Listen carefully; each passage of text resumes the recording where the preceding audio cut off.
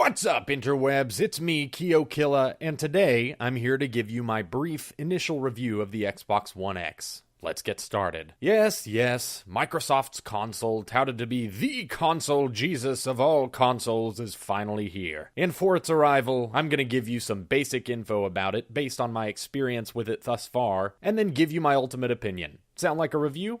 Okay, good. The Xbox One X is much smaller than the launch model Xbox One, though it isn't too different aesthetically from the Xbox One S. Those who are upgrading from the original, like moi, will notice the size difference immediately. You'll also immediately notice how f***ing heavy this thing is. It weighs in at a little over half a pound more than the original Xbox One, but what gives it that you can use this as a caveman murder weapon quality is that it's all crammed into a smaller casing, so it feels incredibly dense. The original Xbox One is heavy, but it was clear that they had designed it with plenty of open space so that the overheating issues of the past, looking at you 360, stay in the mid-2000s where they belong. And so it felt heavy, but the weight was concentrated in specific areas. To me, because of the weight and density, the Xbox One X definitely feels like the premium product it's been marketed as. As far as performance goes, I'll be posting some graphics comparison videos next week. But for now, let me show you the boot times compared to the original Xbox One, and then I'll boot up Titanfall 2 on both the original Xbox One and the Xbox One X so that you can see the difference in load times. Cue the music!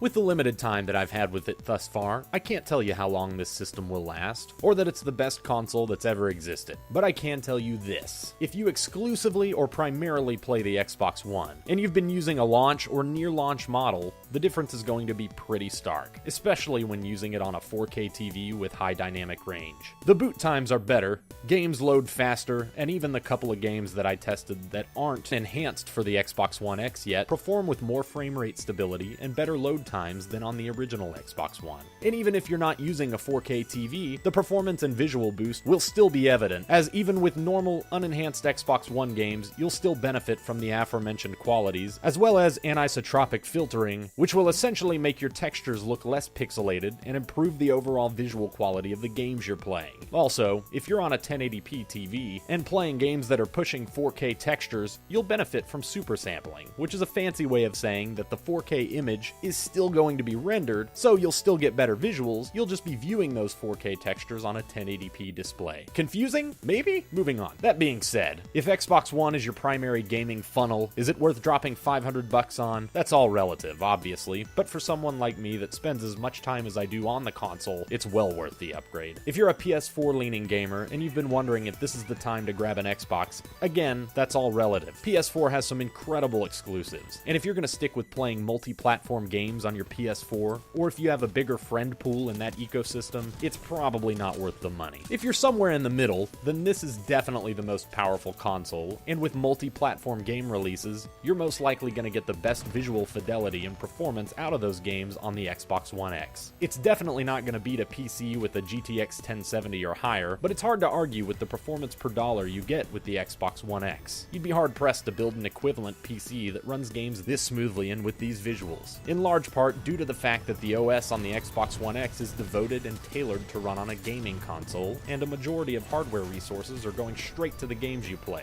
and not a ton of background tasks like on a PC. If you're a PC gamer who's never going to get a console and you're just watching this review for the jollies, then watch this.